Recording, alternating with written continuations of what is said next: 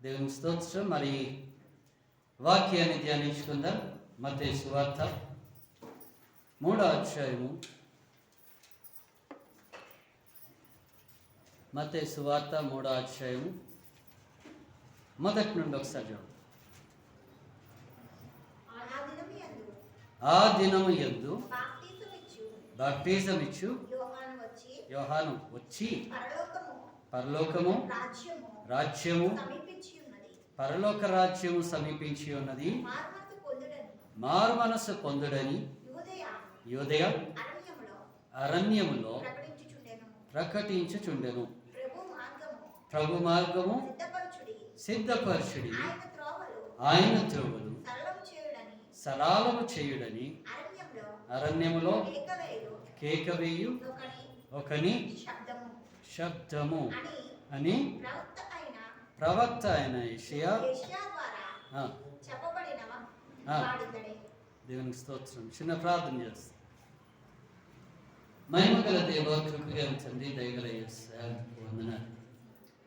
అయా, ఇక సమయంలో వాక్యాన్ని ధ్యానిస్తూ ఉండగా వాక్యములోని మర్మం తెటపరచండి. వాక్యానుసారమైనటువంటి జీవితాన్ని మాకు దయచేయండి. వాక్యము సర్వసత్యము. ఆ సత్యాన్ని తెలుసుకున్నప్పుడు, సత్యాన్ని గ్రహించినప్పుడు ఆ సత్యము మమ్మల్ని స్వతంత్రులుగా చేస్తుందన్నారు. అయ్యా, వాక్యాన్ని నేర్చుకోవటమే కాదు, వాక్యాన్ని వినటమే కాదు, అయ్యా వాక్యానుసారంగా నడుచుకున్నట్టుకు కూడా సహాయం దయచేసి మీరు తోడుగా నేడుకు నడిపించమని యేసునామములో అడిగి వేడుకుంటున్నాము తండ్రి. దేవునికి స్తోత్రం కలుగునుగాక. మరి మత్తయి సువార్త 3వ అధ్యాయము 1 నుండి 4 వచనాలు మనం చదివినాం.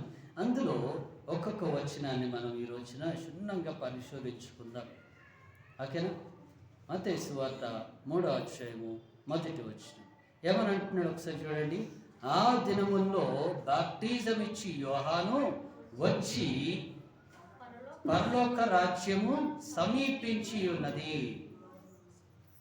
మారు మనస్సు పొందుడి.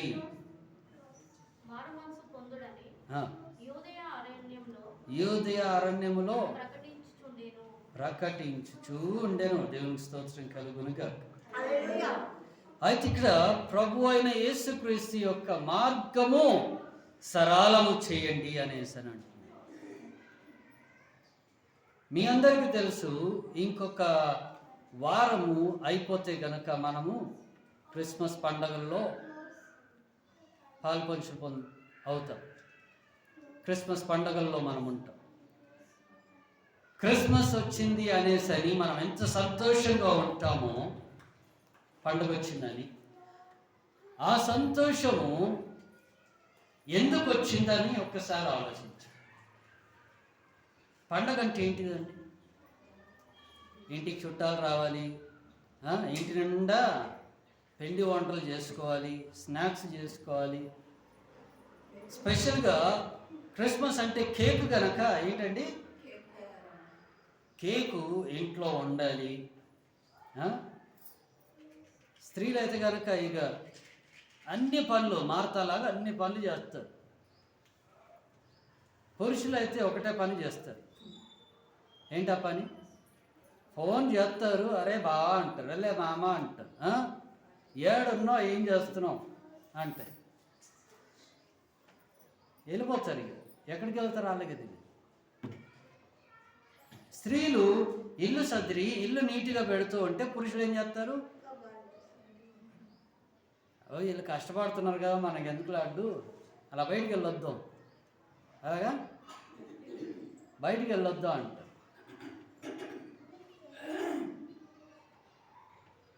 చేసేటువంటి పనిలో సహాయం చేస్తే అది ఎంత పెద్దదైనా కానీ తొందరగా ముగిసిపోతుంది. సహాయం లేకుండా ఒక్కలే పని చేస్తూ ఉంటే కనుక ఆ పని తీరదండి, టైం పట్టుడు కదా, ఆ పనే అవ్వదు. ఎందుకంటే నాగిటి మీద ఎన్ని ఎద్దులు పెడతారండి? 2 పెడతారు. ఒకటి పెట్టి దున్ను అంటే దున్నుద్దా ఏంటండి? ఆలోచించు. ఒకటే ఎద్దు మీద ఎకరాలు ఎకరాలు భూమిని దున్నండి అని అంటే కనుక దున్నుద్దా? ఒకటి అటు వెళ్ళొద్దో తెలియదు, ఒకటి ఇటు వెళ్ళొద్దో తెలియదు అనేసాను. అది ఎటు వెళ్ళొద్దో దానికే తెలియదండి. రెండు పెడతారు. ఎందుకు పెడతారు? భూమిని చీల్చుకుంటూ వెళ్ళాలి గనక. హల్లెలూయా. అయితే ఇక్కడ అంటున్నాడు, ఏమని అంటూ ఉన్నాడు? మనుషులమైనటువంటి మనము ఇద్దరి మీద ఉంటేనే, పిల్లలైతే కనుక తల్లిదండ్రుల మీద ఉంటేనే మన యొక్క బరువును వాళ్ళు మోయగలుగుతారు. భార్యాభర్తలు ఇరువురు కలిసి ఎంత బరువైనా మోయగలుగుతారు. ఒకరి మీదనే భారం వేస్తే కానీ. పండగ అంటే ఒకరి మీదనే అన్నిటిని పెట్టేసి వెళ్ళిపోవడం కాదు, ఒకరి మీదనే అన్నీ మోపేసి వెళ్ళిపోవడం కాదు. ఇక్కడ దేవుడు కూడా అదే చేస్తున్నాడు. ఇద్దరిని పంపించాడు భూమి మీదకి. ఎంతమందిని పంపించాడు? ఇద్దరిని పంపించాడు. ఒకళ్ళు ప్రభు అయిన యేసుక్రీస్తు అయితే, రెండోది బాప్టిజం ఇచ్చి యోహాను. ఒకరు పెళ్లి కాకమునుపే దేవుడు ఒక స్త్రీని ఎంచుకొని ఆ యొక్క స్త్రీ గర్భములో ఆయన పిండముగా రూపింపబడి ఉన్నాడు పరిశుద్ధ ఆత్మ ద్వారా. అయితే ఇంకొక పక్క ఎలిజబెత్ అనేసని ఒక కుమార్తె ఉంది. తనకి సంతానం లేక బాధపడుతూ ఉన్నటువంటి దినముల్లో దేవుడు తనకి సంతానాన్ని ఇచ్చాడు. ఎవరినిచ్చాడు? అది కూడా యోహానునే ఇచ్చాడు. యోహానుకి ప్రభు అయిన యేసుక్రీస్తుకి 6 నెలలు తేడా. ఎన్ని నెలలండి? 6 నెలలు తేడా. కానీ మరణములో 3 సంవత్సరాలు తేడా దాదాపుగా. హల్లెలూయా. అయితే చూడండి, ఇక్కడ ప్రభు అయిన యేసుక్రీస్తు గురించి యోహాను ఏమంటూ ఉన్నాడు? మొదటి వచనంలో, అందువలన బాప్టిజం ఇచ్చి యోహాను. ఎందువలన? ఆ దినముల్లో బాప్టిజం ఇచ్చి యోహాను కేకలు వేస్తూ తిరుగుతున్నాడు అంట. ఏమని కేకలు వేస్తున్నాడు? ప్రభు అయిన యేసుక్రీస్తు యొక్క మార్గము సరళము చేయండి, మెట్టలు దించండి, మార్గము బాగు చేయి, రాళ్ళు తీసేయి, ముళ్ళులు తీసేయి. చాలా మంది అంటారు సువార్త చేస్తున్నాను అని అంటే కనుక నీకేంటండి, అన్ని దేవుడు ఇచ్చేస్తాడు. ఇచ్చాడా? ఏంటండి? ఇచ్చాడు. నువ్వు నమ్మితే ఇచ్చాడు దేవుడు. అన్నీ ఇచ్చాడా? ఇచ్చాడు. మరేది కనబడట్లేదంటే దేవుడు నాకు ఇచ్చింది నీ కంటికి నా కంటికి కనబడనిది. ఏమిచ్చాడు అని అంటే గనక నాకు రక్షణ ఇచ్చాడు, పరలోక రాజ్యంలో నాకు చోటు ఇచ్చాడు. హల్లెలూయా. ఏమిచ్చాడు దేవుడు? రక్షణ ఇచ్చినాడు నాకు దేవుడు. పరలోక రాజ్యంలో నా కోసము ఒక చోటుని ఏర్పాటు చేసినాడు. ఆయన పక్కన పెట్టాడు తెలీదు, ఆయన రాజ్యంలో ఏదో ఒక మూల నన్ను పెట్టినాడో తెలీదు, లేదా నేను కొద్దిగా అవిధేయతగా ఉన్నాను కనుక నాకంటూ నరకంలో ఏదైనా చోటు ఉందో తెలియదు. హల్లెలూయా. మనం 2 విధాలుగా ఆలోచించాలి, ఒకటే విధంగా కాదండి. నిజంగా నేను దేవుడి వైపు అంత కఠినంగా ఉన్నానా? చెప్పండి, మనం ఉన్నాం అంత కఠినంగా? లేము. ఎలాగుండాలి? ఇక్కడ యోహాను చెప్తున్నాడు చూడండి, ఎలాగుండాలి? ఆ దినముల్లో ఆయన కేకలేసుకుంటూ తిరుగుతున్నాడంట. మారు మనసు పొందండి, రక్షణ పొందండి, ప్రభు అయిన యేసుక్రీస్తు రానై ఉన్నాడు. ఆయన వచ్చిన తర్వాత ఇంకా సమయము లేదు. దేనికి సమయం లేదు? చెప్పాలంటే దేనికి సమయం లేదు? ఆయనకి సమయము లేదు. ఆయన యొక్క సువార్త చెప్పడానికి, అనేకమైనటువంటి పరలోక రాజ్య విషయాలు మీకు పంచుకోవడానికి ఎక్కువ సమయం లేదు కనుక ఇప్పుడే రక్షణ పొంది మీరు సిద్ధంగా ఉండండి. మనమేమో ఈ సమయం పోతే ఇంకా వేరే సమయం రాదనేసని మనము వదిలిపెట్టేస్తాం. వేరే సమయం రాదనేసరి ఎన్నిసార్లు మనము అనుకున్నా ఈ దినం పోతే మళ్ళీ ఇంకొక దినం మన కోసము వస్తుందా అనేసని మనము చూస్తున్నా. ఏం చేస్తున్నా మనం మట్టుకు దానికి ఆ అవకాశం ఇవ్వవు. అయితే దేవునికి వాక్యం సెలవిస్తుంది. ఏమని అంటున్నాడంటే కేకలేసుకుంటూ ఎక్కడ తిరుగుతున్నాడంట? అరణ్యములో, యోధా గ్రామంలో. హల్లెలూయా. ఆ ప్రాంతమంతా తిరుగుకుంటూ అప్పుడు 3వ వచనం అంటున్నాడు, ప్రభు మార్గము సిద్ధపరచుడి, ఆయన త్రోవలు సరళము చేయుడి, అరణ్యములో కేకలు వేస్తూ కేక వేయి ఒక శబ్దము అది ప్రవక్త అయిన యెషయా ద్వారా చెప్పబడినవాడు ఇతడే. ఎంత క్లియర్గా చెప్తున్నారు చూడండి జనాలు కూడా. అక్కడ ఉన్నటువంటి మత్తయి రాస్తూ ఉన్నాడు, ఈ కేకలేసింది ఎవరు అని అంటే కనుక ఈ కేకలేసింది యోహాను, బాప్టిజం ఇచ్చి యోహాను, యేసుక్రీస్తు సహోదరుడు యోహాను కాదు, ఇంకా అనేకమైనటువంటి యోహానులు ఉన్నారు, అంతమంది యోహానులు కాదు. అయితే ఈ పేర్ల దగ్గరకు వచ్చే వరకు ఇంతమంది యోహానులు ఎందుకున్నారు అన్న ప్రశ్న మనకు రావాలి. అవునండి,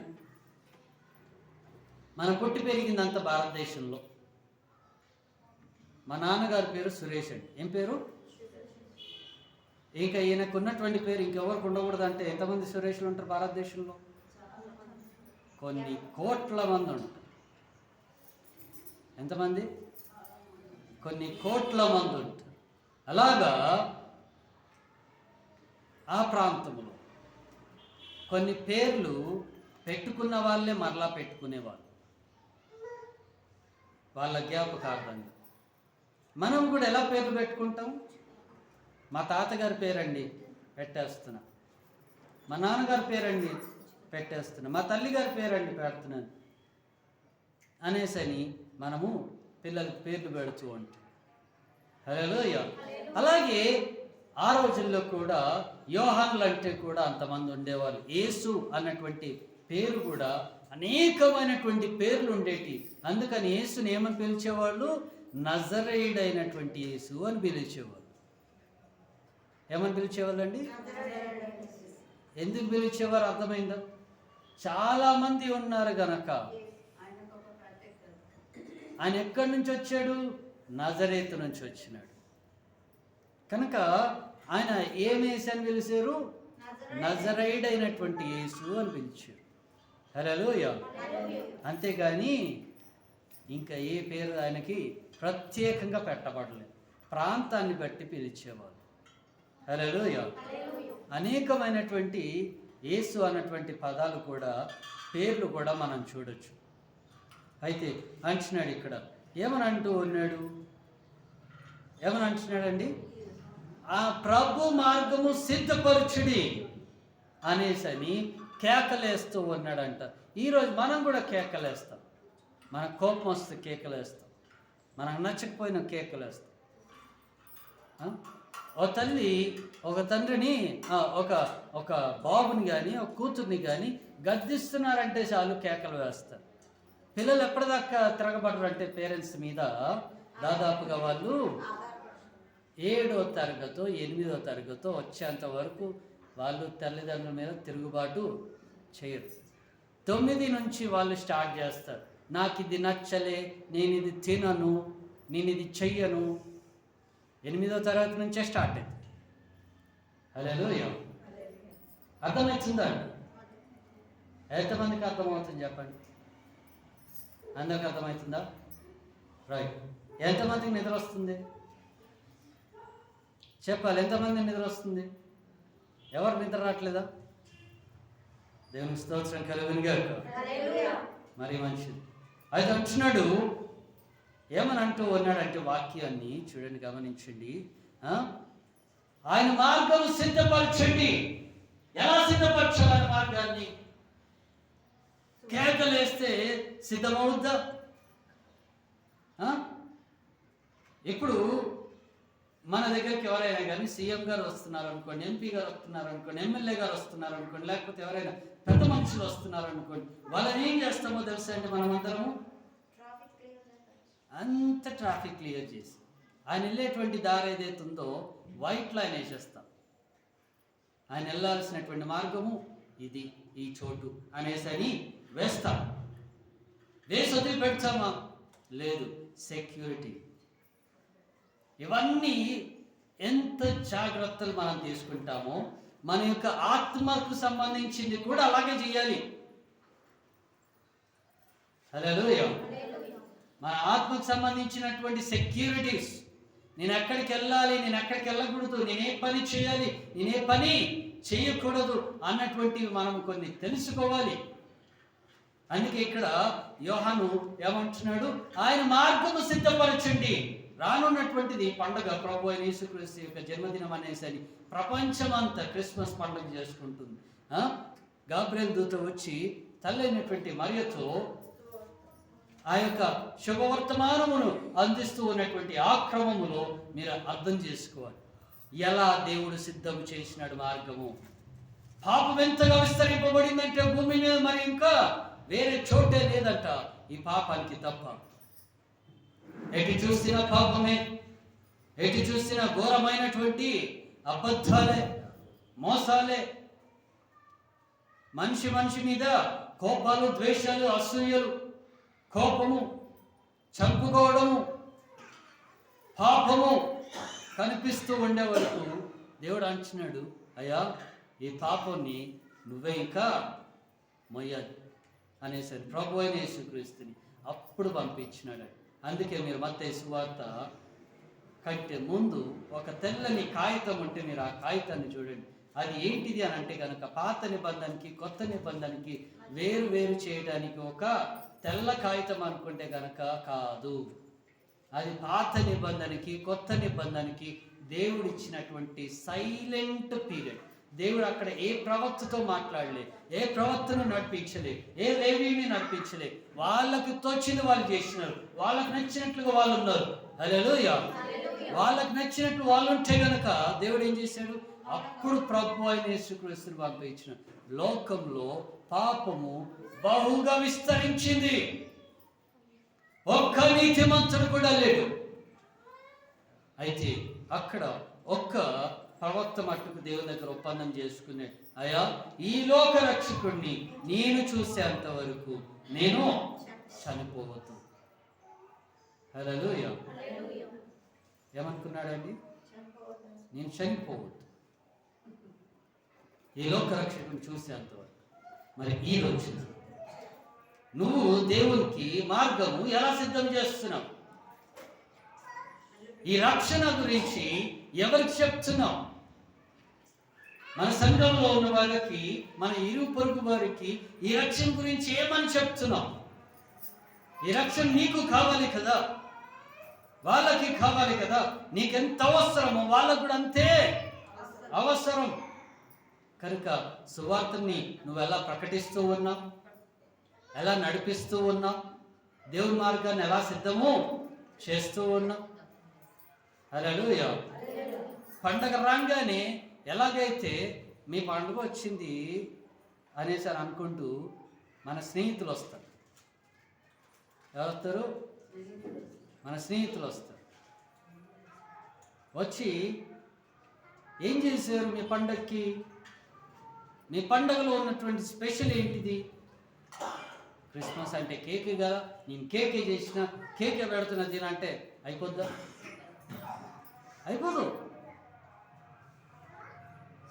ఏంటండి? అయిపోద్దా? స్నేహితులు ఏమైనా ఆశపడతారు, ఇంకా ఏమైనా చెప్తాడేమో. ఏంటండి? ఇంకా ఏమైనా చెప్తాడేమో, ఇంకా ఏమైనా ఇంట్రెస్టింగ్గా మాకు చెప్తాడేమో, అసలు యేసుక్రీస్తు యొక్క జన్మ రహస్యంలో ఉన్నటువంటిది ఏమైనా చెప్తాడేమో అని వాళ్ళు కూడా ఆశపడతారు. నువ్వు నోరు తెరిచి వాళ్ళకి చెప్పలేకపోతే కనుక సువార్త అక్కడే ఆగిపోతుంది. ఏమవుతుంది? సువార్త అనేది అక్కడే ఆగిపోతుంది. నీ కంఠం దగ్గరనే ఆగిపోద్ది. నీ స్వరం ఎత్తు అనేసి అంటున్నాడు. అందుకే దేవుని యొక్క మార్గం సిద్ధము చేయి. మన ఖాళీగా ఉండటం వలన కాదు, కానీ దేవుని యొక్క మార్గాన్ని సిద్ధము చేయాలా.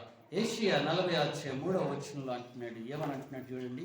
అక్కడ అరణ్యములో కేకలు వేస్తున్నది ఇతడే అనేసి అని మత్తయి ఎంత మంచిగా రాసి చెప్తున్నాడండి. ఇతడు సువార్తను చెప్తూ ఉన్నాడు. ఏషియా 40 ఆలకించుడి.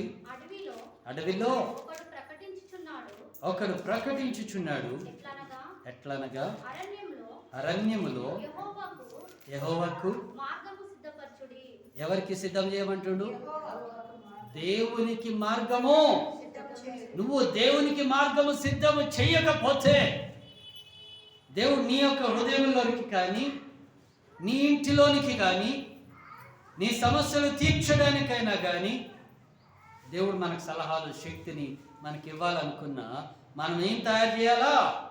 మార్గం అన్నది తయారు చేయాలా. ఎవరికి? దేవునికి. హల్లెలూయా. మత్తయి సువార్తలో ఏమన్నాడు? 3వ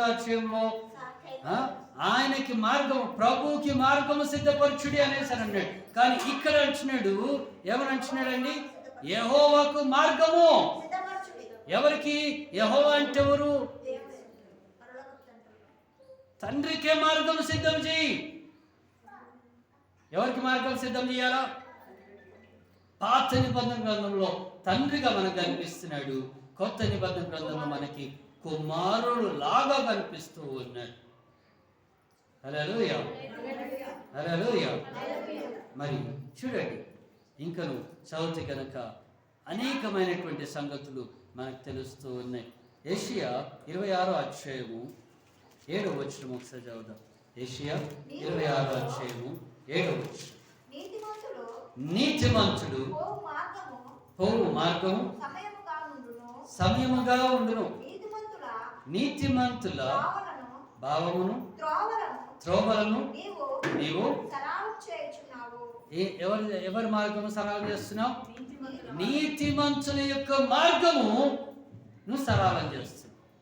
నువ్వు సువార్త చెప్పడం ద్వారా, ఒకరికి సువార్తను అందించడం ద్వారా, ఒక కుటుంబానికి ఆత్మీయ బలము అనుగ్రహింప చేయడం ద్వారా, సువార్త చెప్పడం ద్వారా ఏమొస్తుంది? వాళ్ళకి నీతి మార్గము. నువ్వు బోధిస్తున్నావు కనుక దేవుడు నీ ఇంటికి వస్తాడు. ఎవరింటికి వస్తాడు దేవుడు? నీ ఇంటికి రావాలంటే ఒకటి గుర్తుపెట్టుకోండి, నీతి మార్గంలో కనీసం ఒక్కరినైనా నడిపిస్తారా? ఎంతమంది నడిపిస్తారా? మనం ఇప్పుడు చేతులు ఎత్తేసి నేను నడిపిస్తాననేసి దేవుని దగ్గర ఒప్పందం చేసుకొని తర్వాత నేను నడిపించలేను, నా వల్ల కాదు, నేను చెప్పలేనని కాదు. రండి, దేవుడు మిమ్మల్ని దీవిస్తాడు. హల్లెలూయా, హల్లెలూయా. దేవుడు నీకు శక్తినిస్తాడు నీ యొక్క సమస్యల్ని జయించడానికి. దేవుడు నేను స్వస్థపరుస్తాడు నీ యొక్క బలహీనతల నుంచి. దేవుడు నీకు విడుదల ప్రకటిస్తాడు. హల్లెలూయా. కనుక దేవునికి వాక్యంలో సెలవిచ్చినట్లుగా ఎప్పుడైతే నువ్వు నీతి మార్గంలో నడవటం మొదలు పెడతాడో దేవుడు నిన్ను అభిషేకించడం మొదలు పెడతాడు. యాకోబు రాసినటువంటి పత్రిక 5:16 ఒకసారి చూద్దాం. యాకోబు రాసినటువంటి పత్రిక 5:16.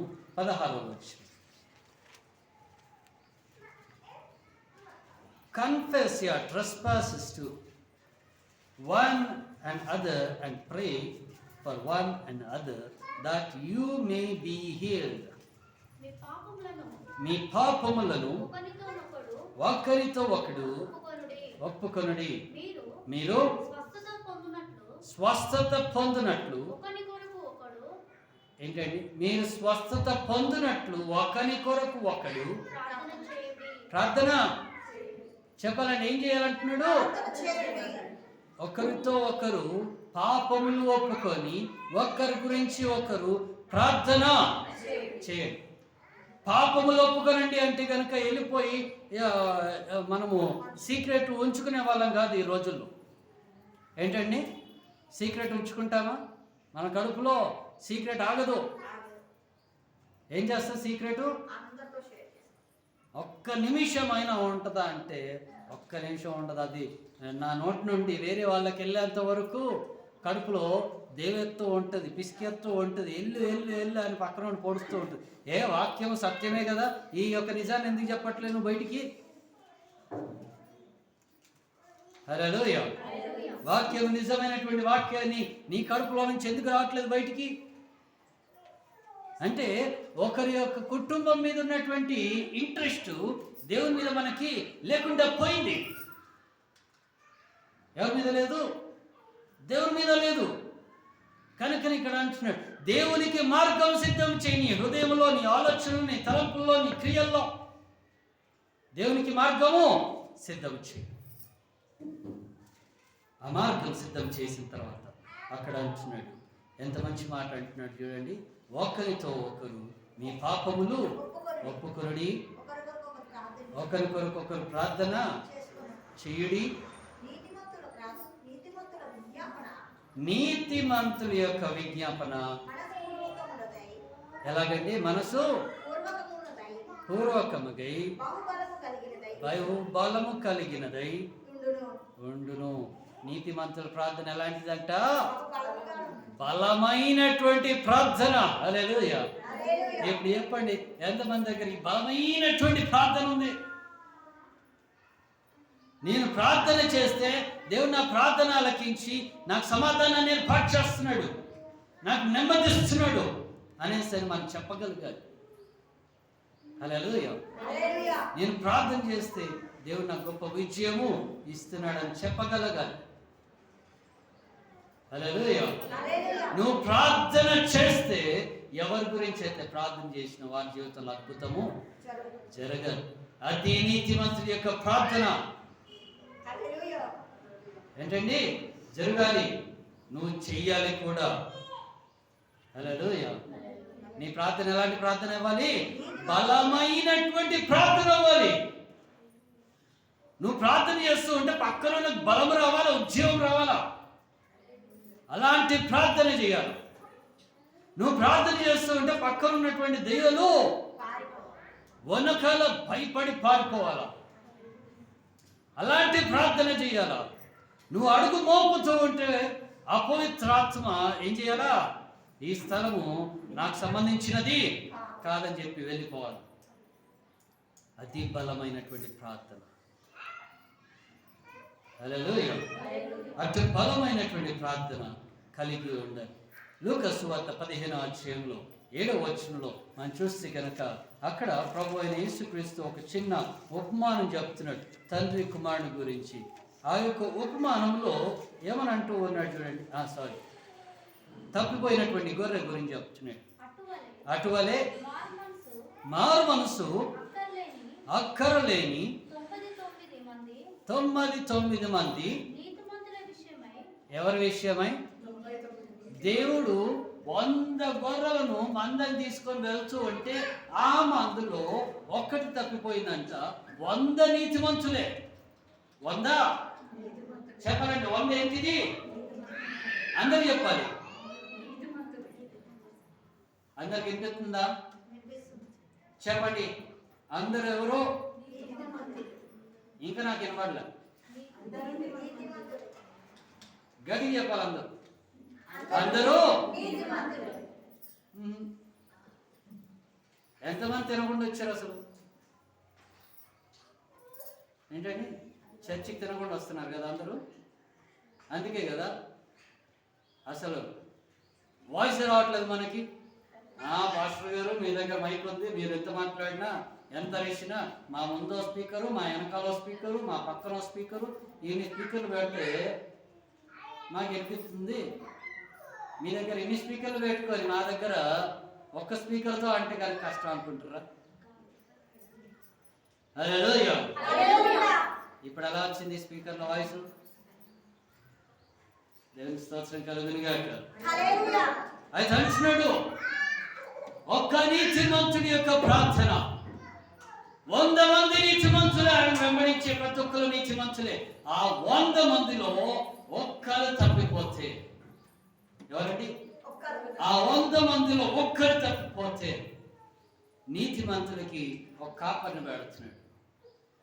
నీతిమంతులకి ఎవరు పెడుతున్నాడు? ఒక కాపరిని పెడుతున్నాడు. ఆ గొర్రెల మందల్లోనే ఒక కాపరిని పెడుతున్నాడు.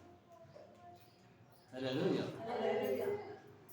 ఆ గొర్రె ఆయన ఏమి చెప్తే, కాపరి ఏమి చెప్తే ఆ గొర్రె చేస్తుంది. మిగతా వాళ్ళని కూడా అట్లా నడిపిస్తుంది.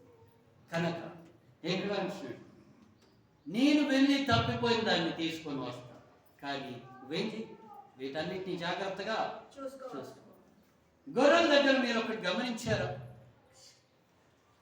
వాటి కోపం వచ్చింది అనుకోండి, అవి ఏం చేస్తాయి? తలతోటి గట్టిగా గుద్ది పరపడు పంపించేస్తుంది. మన దగ్గర కూడా రాని. ఒకసారి ఎప్పుడైనా ట్రై చేయండి. లేకపోతే గొర్రె ద్వారా గుద్దుపించుకున్న వాళ్ళు ఎవరైతే ఉంటారో వాళ్ళతో మీరు మాట్లాడారు. జీవితంలో ఆ నొప్పి తగ్గదు. జీవితంలో ఆ నొప్పి తగ్గదు. ఆ నొప్పి అలాగే ఉంటుంది, జీవితకాలం ఉంటుంది. హల్లెలూయా. ఎందుకో తెలుసా? నేను గొర్రెని అని చెప్పడానికి. ఎవరని చెప్తుంది? నేను కొట్టింది గొర్రెని కనుక నీకు గుర్తుండిపోవాలి ఎవరు కొట్టినారు అనేసి. హల్లెలూయా. అందుగురించి ఒక గొర్రె తలతో గుద్దుతానంట మనిషికి జీవితకాలం ఆ నొప్పి అలాగే ఉంటుందంట. గుర్తుపెట్టుకోడు. అందుకే దేవుడు అంటున్నాడు, మిగతా గొర్రెలన్నిటినీ నువ్వు కాదు. నక్క వచ్చిందా, ఓ తోడేలు వచ్చిందా, ఓ ఎలుగుబంటి వచ్చిందా, ఎవరన్నా రాదు. అక్కడ ఉన్నటువంటి కొమ్ములు కలిగినటువంటి ఆ గొర్రె ఎప్పుడైతే యుద్ధానికి సిద్ధమవుతుందో, దేనికి సిద్ధమవుతుంది? యుద్ధానికి సిద్ధమవుతుందో, ఎదుటివాడు శత్రువు బలమైన వాడు కావచ్చు, తెలివైన వాడు కావచ్చు, లేకపోతే మూర్ఖుడైనా అయి ఉండొచ్చు. అటువంటి శత్రువుతోటి యుద్ధం చేసి, యేసుక్రీస్తు వచ్చేంత యుద్ధం చేసి ఆ గొర్రెల్ని కాపాడుతూ ఉంది. అయితే యేసుక్రీస్తు వెళ్ళి తప్పిపోయినటువంటి ఆ ఒక్క గొర్రెను తీసుకొని వస్తున్నాడు. దాని గాయములకి కట్టుకడుతున్నాడు, కట్టుకడుతున్నాడు. అది నడవలేకపోతే కనుక భుజం మీద వేసుకొని నడుస్తూ ఉన్నాడు. అలా యేసుక్రీస్తు తీసుకొని వస్తూ ఉంటే ఆ గొర్రె ఎవరో తెలుసా అండి? ఆయన ఎత్తుకొని మోసే గొర్రె ఎవరో తెలుసా? ఎన్నోసార్లు కొట్టబడి, త్రోయబడి, చుట్టాలు చిపోని, స్నేహితులు ఇక వదిలే అనేసి వదిలేసి వెళ్ళిపోయినటువంటి వాళ్ళని దేవుడు గట్టిగా పట్టుకుంటున్నాడు. నీకెన్ని కష్టాలన్నా రాని, నీకెన్ని ఇబ్బందులన్నా రాని, నేనున్నా నీకు. హల్లెలూయా. నేను కాపాడువాడు నేనే, నేనున్నా నీకు. నువ్వు ఇబ్బంది పడాల్సిన అవసరము లేదు. అందుకే ఇక్కడ అంటున్నాడు, ఏమని అంటున్నాడు? 7వ వచనంలో, అటువలే మారు మనసు అక్కర్లేని 99 మంది నీతిమంతుల విషయముకై ఏంటిదండి? కడుపు సంతోషము కంటే మారు మనసు పొంది ఒక్క చెప్పాలండి, ఒక్క పాపి విషయమై పరలోకమందు దేవుని స్తోత్రం కలుగును గాక. హల్లెలూయా. దేవుడు నిన్ను చూసి ఆనందించాలంటే నువ్వు ఒక్క ఆత్మను పట్టుకో. ఎవరు పట్టుకోరు? ఒక ఆత్మను పట్టుకో. ఒక్కరిని రక్షణ మార్గంలో నడిపించు. ఆత్మను పట్టుకోవడం అంటే దెయ్యం పట్టింది కదా, దెయ్యం కూడా ఆత్మే అనుకుంటే దాన్ని పట్టుకుంటే నీకు ఇంకా అయిపోయింది. హల్లెలూయా. అందుకే అంటారు దెయ్యం పట్టిందా అంటారు. దెయ్యం నిన్ను పట్టిందా, నువ్వు దెయ్యం పట్టినా అర్థం కాదు. దేవుని స్తోత్రం కలుగును గాక. అయితే అంటున్నాడు ఒక్క పాపి విషయమే. అంటే పాప అంటే ఎవరు? ఈ రోజుల్లో ప్రభు అయిన యేసుక్రీస్తు అందరి గురించి చనిపోయి తిరిగి లేచినాడు కదా, మరి పాపులు ఎంతమంది ఉన్నారు అన్నటువంటి విషయం దగ్గర చాలా మంది ప్రశ్న వేస్తూ ఉన్నారు. ఒక 5 నిమిషాలు గమనించుకుందాం. అయితే అంటున్నారు యేసుక్రీస్తు భూమండలం మీద ఉన్నటువంటి ప్రతి ఒక్కరి గురించి చనిపోయి తిరిగి లేచినాడు. ప్రతి ఒక్కరూ రక్షణ పొందినటువంటి వాళ్ళే. ఆ రకంగా పాపము చేత కడగబడినటువంటి వాళ్ళే, పరిశుద్ధమైనటువంటి యేసుక్రీస్తు రక్తం వలన కడగబడినటువంటి వాళ్ళే. కాకపోతే ఒకడు నూతనంగా జన్మిస్తేనే కానీ అన్నాడు. రక్షణకి బాప్టిజంకి చాలా తేడా. నేను రక్షణ పొందినా అంటారు. రక్షణ అంటే ఏంటిది? యేసుక్రీస్తుని అంగీకరించడం రక్షణ. బాప్టిజం అంటే ఏంటిది? నేను మారు మనసు పొందాను అన్నది బాప్టిజం. హల్లెలూయా. చిన్న ఉదాహరణ చెప్పి నేను ముగిస్తాను ఈ విషయాన్ని. ఇక్కడ ఏదైనా కానీ ఫుడ్ ఎలర్జీ ఉందనుకోండి, నాకు వంకాయ పడదు కనుక నేను వంకాయ తింటే నాకు వెంటనే ఎలర్జీ రియాక్షన్స్ నాకు స్టార్ట్ అయిపోతుంది. వెంటనే కాదు, ఒక 2-3 రోజులైనా పడుతుంది. ఒక్కోసారి 1 గంటలో స్టార్ట్ అవుతుంది, ఒక్కోసారి 2 గంటల్లో స్టార్ట్ అవుతుంది, ఒక్కోసారి 10 గంటల తర్వాత స్టార్ట్ అవుతుంది ఎలర్జీ అని. ఈ యొక్క ఎలర్జీ వచ్చినప్పుడు నేను దాన్ని పట్టించుకోకుండా నేను ఇంకా తింటున్నాను అనుకోండి, నా శరీరాన్ని నేనే పాడు చేసుకుంటాను. నా శరీరము నేను బాగుండాలి అంటే కనుక నాకు పడద్ది ఈ వంకాయ నేను తినకూడదు. ఏంటండి, వంకాయ అంటే వంకాయ ఒక్కటేనా? ఇంకా 4-5 వెరైటీలు ఉంటాయి. నీకు ఏమేమి తినొచ్చో ఏమేమి తినలేవో వాటిని కట్ చేసుకుంటూ వెళ్ళిపోవాలంతే. హల్లెలూయా. అట్లా ఏదైతే నేను తినకూడదో దాన్ని కట్ చేయటం, నా మనసు దాని మీదకి వల్లకుండా దాన్ని వెరగొట్టేయటం, అది మారు మనసు పొందడం. పాపం విషయం కానీ, అబద్ధాలే కానీ, మోసాలే కానీ, తప్పుడు ఆలోచన కలిగినవి, ఇవన్నిటిని కట్ చేసి పక్కకు పడేసే మళ్ళీ నేను అటువైపు నేను ఆలోచించును. దేవుని వాక్యం ఇలా సెలవిస్తుంది, నేను ఇలాగే ఉంటాను అన్నట్లుగా మనము నడుచుకోవాలి. అలా నడుచుకుంటే దేవుడు మనల్ని నీతిమంతుడిగా తీర్చిదిద్ది నీ ప్రార్థన నీతి ప్రార్థనగా తయారవుతుంది, బలమైనటువంటి ప్రార్థన తయారవుతుంది. హల్లెలూయా. హల్లెలూయా.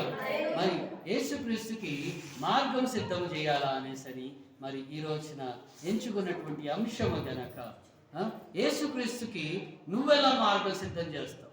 నీ ఇంటిలో ఉన్నటువంటి వారికి, నీ స్నేహితులకి, నీ రక్త సంబంధులకి, నీ ఇరుగు పొరుగు వారికి నువ్వెలా సువార్తను ప్రకటిస్తావు? వాళ్ళని ఎలా రక్షణ మార్గంలోనికి నడిపిస్తావు అన్నది నువ్వు సిద్ధపడి దేవుణ్ణి అడిగి, ఏంటండి అయ్యా నేను మీకోసము నిలబడాలనుకుంటున్నాను, ఒక్క ఆత్మనైనా నేను నడిపిద్దామనుకుంటున్నాను.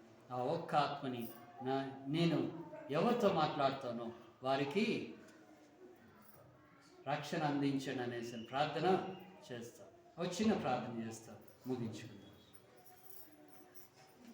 మహోన్నతుడ, మహాగణుడా, సర్వశక్తిమంతుడా, అద్వితీయుడా, అతి సంభూతుడా, మహిమగల యేసయ్య, కృపగల తండ్రి, దయగల రాజా, మీకు వందనాలు. ఎత్తుపడినటువంటి వాక్యాన్ని దీవించండి. వాక్యములోని సారాంశమును తండ్రి మార్గం సిద్ధం చేయండి అన్నారు. ఈ లోకంలో సువార్తను ప్రకటించుటకు, ఈ లోకంలో అనేకమైనటువంటి చోట్లలోనైనా అయ్యా మా రక్త సంబంధులు, మా స్నేహితులు, మా యొక్క కుటుంబ సభ్యులు, మా ఇరుగు పొరుగు వారు అనేకులు తండ్రి ఉంటూ ఉండగా వారందరికీ తండ్రి మరి మీకు రక్షణ అందించుటకు సహాయం దయచేయండి. అడ్డగిస్తున్న ప్రతి ఒక్క చీకటి సాతాను శక్తిని బంధించి మీ నామానికి మహిమ ఘనత ప్రభావం చెల్లించుకుని మీ కృపలో మీరు భద్రపరిచి నడిపించమని అడుగుతూ ఆరాధన అంతట్లో కూడా మీరు ముందుగా ఉన్నందుకు కృతజ్ఞతాస్తుతులు చెల్లించుకుంటూ నడిపించిన ప్రతి ఒక్కరిని దీవించండి. వాక్యం విన్న వారిని దీవించండి. అయా వాక్యం చూసిన వారిని దీవించండి. చదివిన వారిని దీవించండి తండ్రి. అయా జాగ్రత్తగా విన్నవారిని దీవించి ఆశీర్వదించి నడిపించి అయా వాక్యం మా యొక్క హృదయంలో నాటబడి అంచెలంచెలుగా ఎదిగి ఆ వాక్యము తండ్రి ఫలభరితముగా ఉండటకు సహాయం దయచేయండి. అయా పనికిరానటువంటి తండ్రి రాజనాన ఫలములు కాదు కానీ ఆత్మ ఫలములు మేము కలిగి ఉండటకు సహాయం దయచేసి నీతో నడిపించమని అడుగుతాం. యేసు నామములో అడిగి వేడుకుంటున్నాము తండ్రి.